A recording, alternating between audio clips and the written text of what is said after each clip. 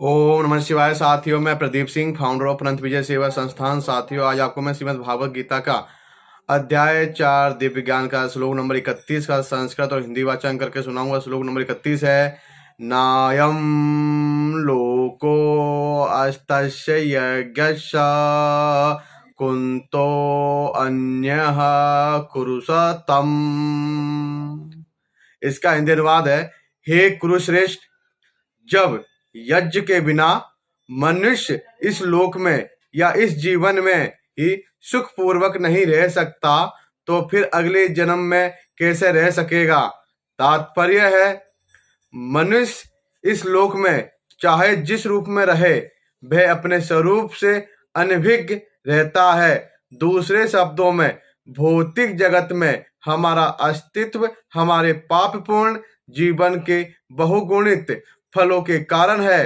अज्ञान ही पापपूर्ण जीवन का कारण है और पापपूर्ण जीवन ही इस भौतिक जगत में अस्तित्व का कारण है। मनुष्य जीवन ही वह द्वार है जिससे होकर इस बंधन से बाहर निकला जा सकता है। अतः वेद हमें धर्म, अर्थ, काम तथा मोक्ष का मार्ग दिखलाकर बाहर निकलने का अवसर प्रदान करते हैं। धर्म या ऊपर संस्तुत है, अनेक प्रकार के यज्ञ हमारी आर्थिक समस्याओं को स्वतः हल कर देते हैं।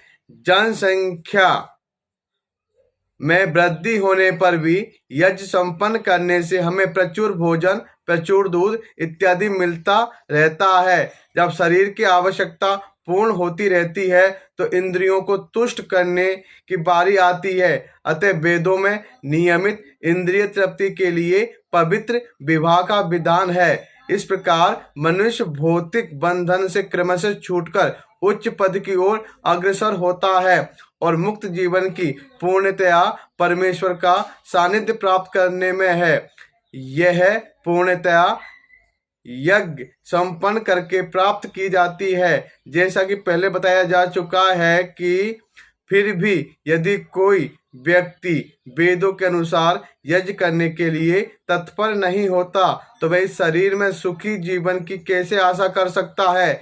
फिर दूसरे लोक में, दूसरे शरीर में सुखी जीवन की आशा तो व्यर्थ ही है। विभिन्न स्वर्गों में भिन्न भिन्न प्रकार की जीवन सुविधाएं हैं और जो लोग यज्ञ करने में लगे हैं उनके लिए तो सर्वत्र परम सुख मिलता है।